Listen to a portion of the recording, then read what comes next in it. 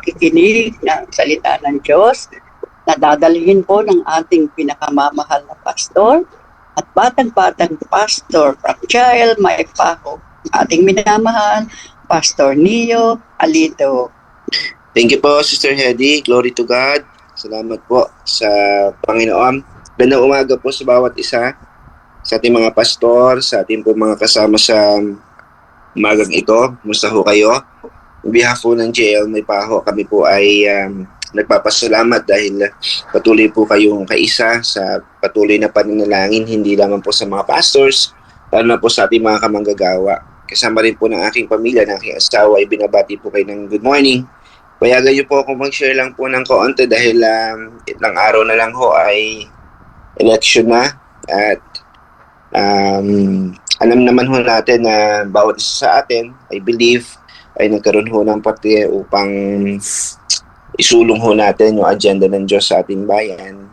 At salamat sa Panginoon, binigyan po tayo ng pagkakataon. To be more specific, ay atin pong ikinampanya at kinakampanya pa rin ang Simbang Party List. Kaya salamat sa buhay ng bawat isa. Patuloy din po natin itong ipinapanalangin. Kaya po, para lang ho dire-diretso tayo, ay payagan niyo po akong i-share ang maliit na outline na ito. Pakibanggit na lang po sa akin kung ako po ay mawawala ng audio. Maganda po yung internet natin this morning.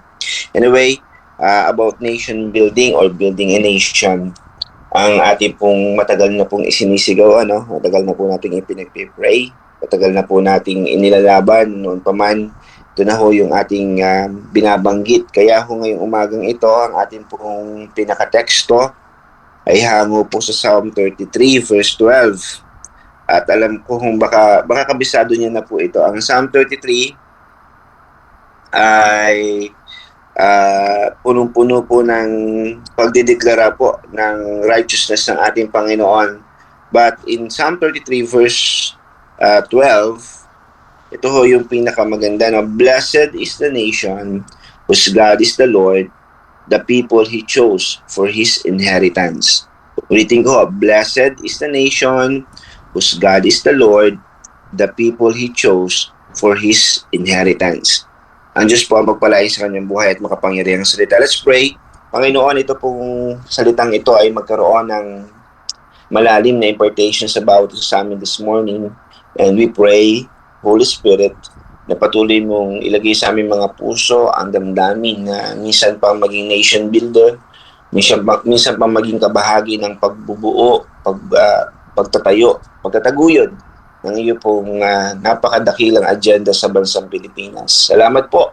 Ito po ay aming pagsasalusaluhan ngayong umagang ito, ang yaman na iyong salita. Ito po aming panalangin sa pangalan ni Jesus.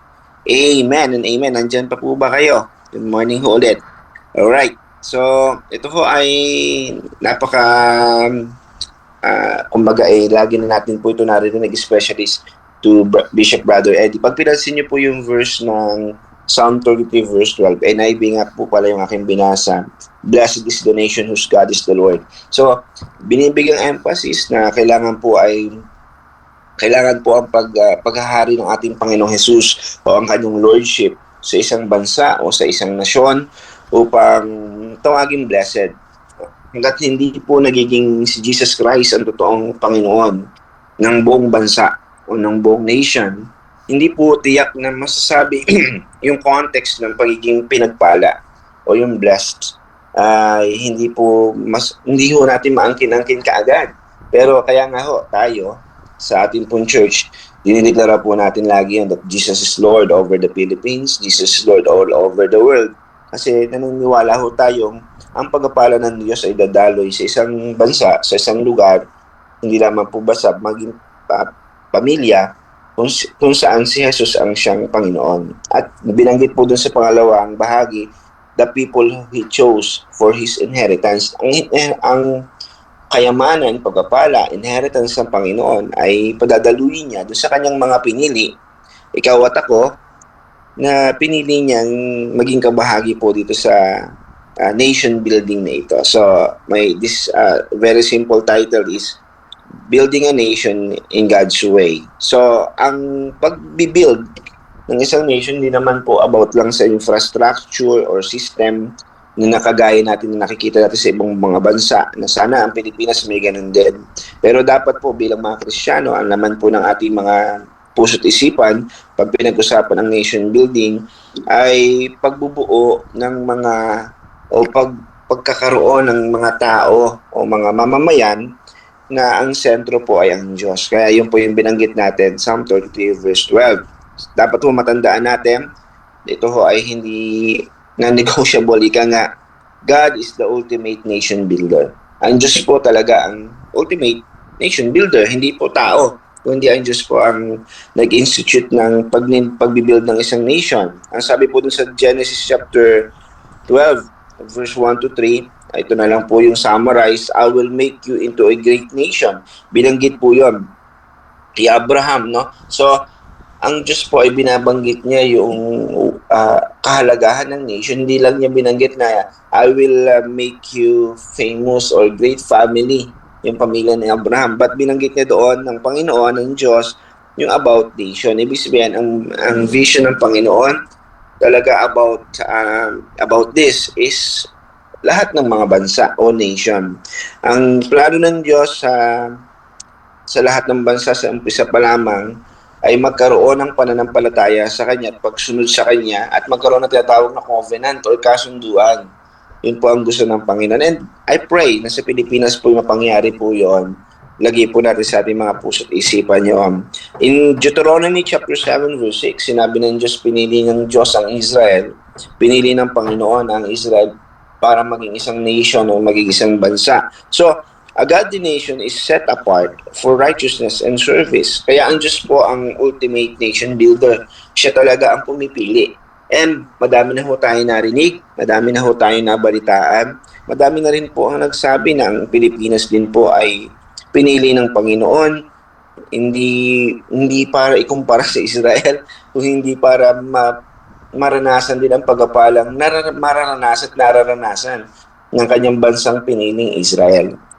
Amen po ba doon? So, itong sa Pilipinas, malaki ho ang parte ng pagboto natin dahil ito po ang isa sa ginagamit ng Panginoon to build this nation.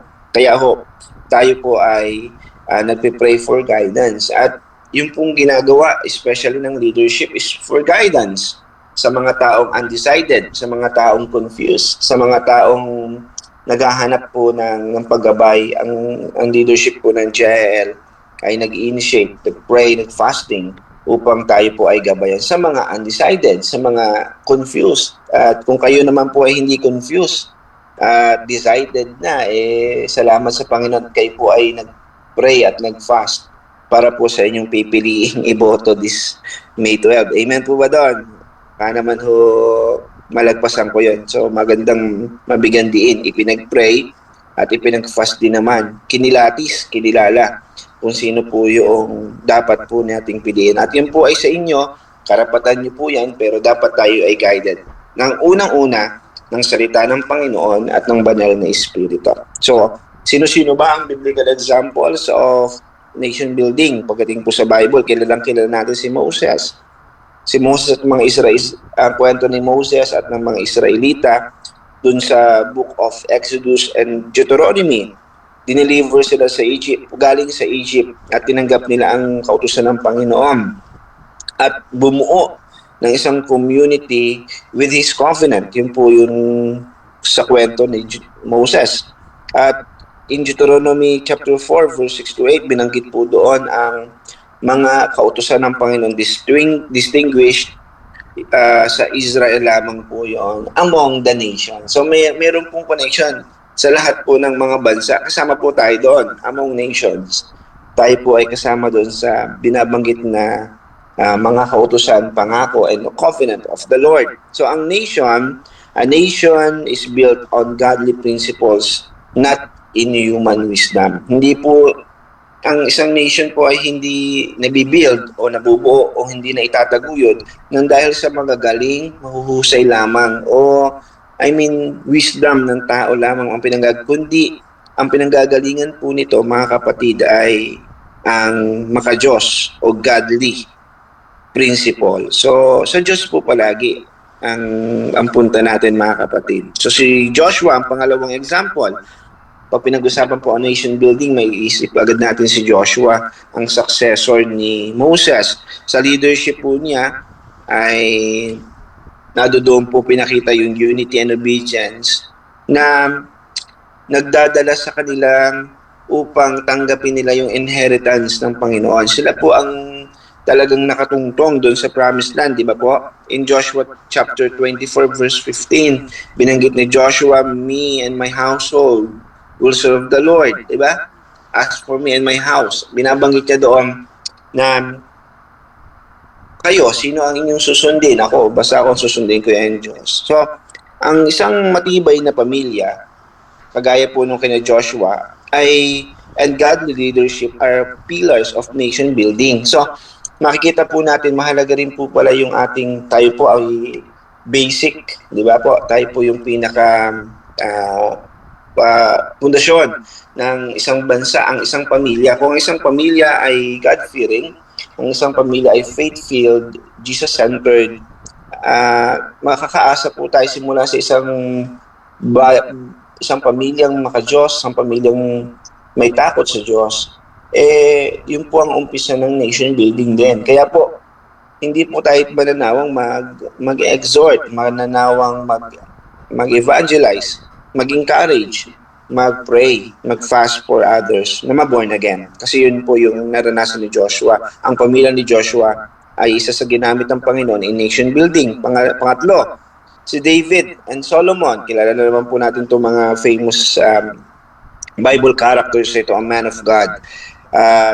Si David po ay pinag-unite niya ang tribes at siya ay nanguna sa pagsamba. Maganda ho talaga pagka ang isang leader, ang isang nangunguna isang bansa ay mayroon pong totoong pagsamba sa Diyos. Pinangungunahan niya ang mga tao sa pagsamba. In 2 Samuel chapter 5, verse 1 to 5, nakita po natin kung paano pinangunahan ni David ang mga tao. Pinag-unite ang mga tao at pinangunahang sumamba. Si Solomon naman po ay built the temple and expanded the influence. In 1 Kings chapter 10 verse 23 to 24, si Solomon, the successor, siya po ay ginamit ng Panginoon para saang parte sa pagbibuild ng temple. So, tingnan natin kung imagine natin at patuloy natin ipag-pray, hindi ng imagination, i-visualize po natin na kung ganito ang mga leader ng bansang Pilipinas, kagaya po ng aking mga nabanggit, di ba po ang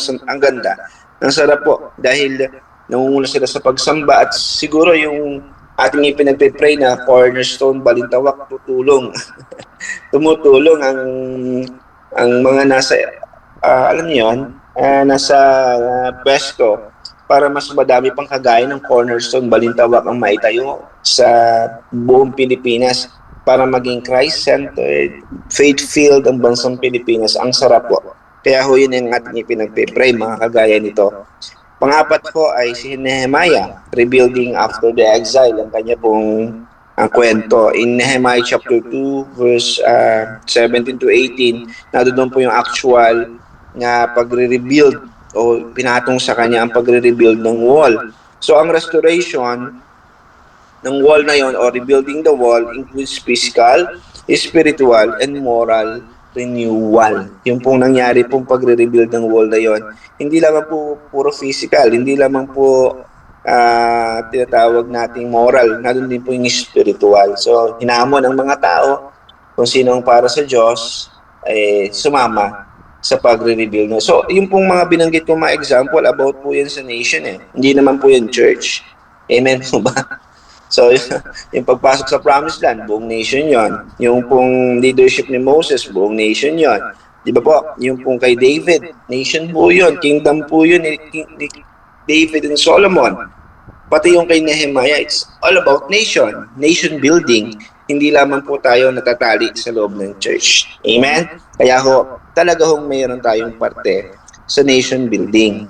Kaya ho itong ating pagboto, ipag-pray po nating parte ho talaga tayo ng nation building. Binanggit ho dun sa ating vision casting last February, ni Bishop Brother Eddie, parang in-echo niya po doon sa kanyang maliit na portion ng pagsasalita niya about separation of state and church, or of nation and church, separation per se. Saan ba daw ito nanggaling context na yon? Madami po ang nami-misled, misguided pag ginagamit po yun, kino-quote yung separation of church and state. Ayun naman po ay nag-umpisa nung narinig ko po, pinanood ulit ho yun, noong kinakraft po ang Constitution ng Amerika, pero hindi po yun yung context. Ang context po ng separation of church and state is maprotektahan ng state ang church in freedom of worship. Yun po yung ibig sabihin. Pero hindi ibig sabihin nun, hindi na magkakaroon ng contribution, hindi na magkakaroon ng boses ang church patungkol sa state o patungkol sa nation. Di ba po? Yun ang context po noon. Ang context ng ating laging naririnig, baka kino-quote po natin, there must be separation of church and state, ay patungkol po sa pagpuprotekta, pagbibigay kalayaan ng state sa church na makasamba. Hindi po pagpipigil sa church na tayo po yung makialam o magkaroon ng boses sa pagbibuild ng ating nation or ng ating state. Amen. So yan ho. Doon ho ako sa mahahalagang bagay. Keys to Biblical Nation Building. Sa panahon pong ito, isa-isahin ko na lang po as I end. Number 1, godly leadership. Proverbs 29 verse 2. Talaga hong pinagpala ho tayo kung ang namumuno sa atin ay maka-Diyos. Kaya we need godly leadership. Number 2, justice and righteousness. Ang sabi dun sa Amos chapter 5 verse 24, kagaya ng tubig, kagaya ng ilog, kagaya ng batis, ay dadaloy ang righteousness. Pray in Jesus' name.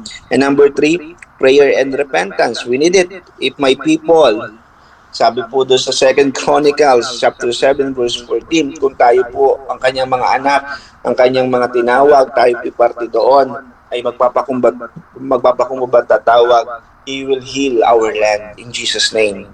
Kaya kailangan natin ng prayer and repentance.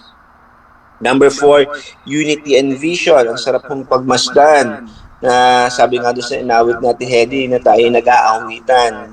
United in worshiping. So, tingnan din po natin gaano kasarap na ang buong Pilipinas, ang bansang Pilipinas ay united in worship. United in advancing the kingdom of God. Psalm 133 verse 1. Ang sarap pong tingnan na tayo po ay united when it comes to worship, when it comes to advancing the kingdom of God. So we need unity and vision. Yung totoo pong unity ha.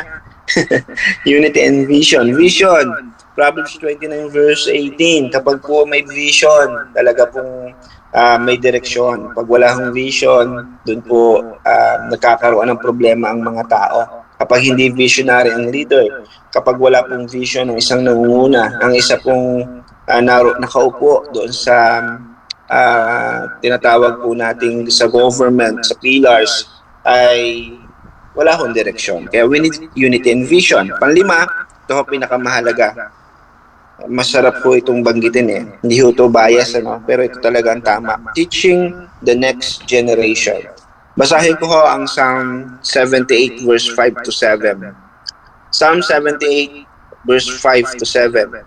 He decreed statutes for Jacob and established the law in Israel, which he commanded our forefathers to teach their children, so the next generation would know them, even the children yet to be born, and they in turn would tell their children.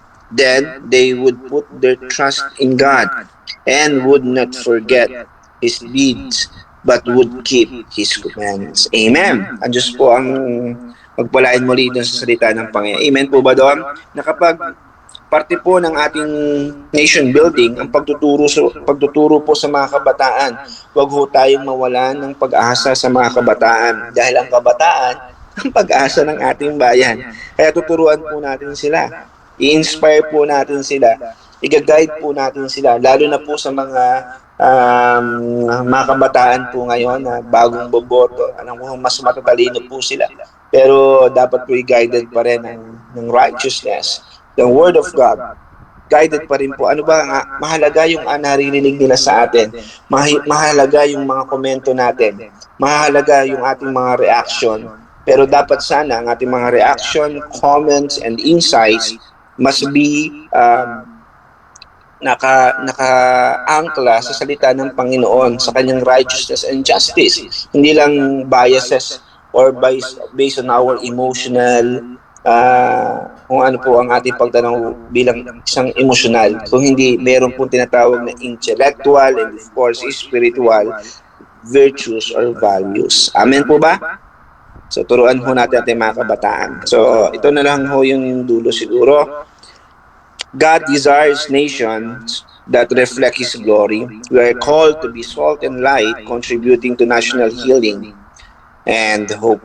Talaga hong pagagalingin ng Diyos ang bansang Pilipinas at tayo po ay maging kasama po doon sa ating pong pagboto sa May 12, maging salt and light pa rin po tayo kahit hindi ho natin i-share. Sino binoto mo? Hindi na ho kailangan yon. Pero alam mo sa iyong puso't isipan, by doing that, sa iyong pagboto sa May 12, naging salt ka pa rin at naging light. Meron pa ho tayo isang araw, by the way, para mangampanya, o 2 araw hanggang bukas. At bukas nga po ay Grand Rally ng Sibak Party List sa Bukawi. Now, in Proverbs 14, verse 34, dito na lang ho tayo magwakas. In Proverbs chapter 14, verse 34, ito ho ay memory verse din po ng marami. Kung kayo po ay lagi pong naririnig po ito, ay talagang sinasabi sa inyo ng Panginoon. Ito dapat ang meron sa bansang Pilipinas. Righteousness exalts a nation, but sin is a disgrace to any people. Righteousness exalts a nation, but sin is a disgrace to any people. Amen po. So, yun ho yung ating maliit na napagbulayan ngayong umagang ito. Nawa po ay maging kabahagi pa rin po tayo ng nation building. And glory to God, tayo pong lahat ay may puso patungkol po sa pag-build ng ating nation through this election period. Tayo po ay manalangin. Amang Diyos na banal, salamat po sa pagkakataon na kami ay magkaroon ng pag-aaral na kagaya nito. Kayo po ang patuloy naming inaasahan sa aming pong buhay. Kayo po ang totoong pag-asa. Kayo po ang totoong kalakasan. Kayo po ang totoong nation builder.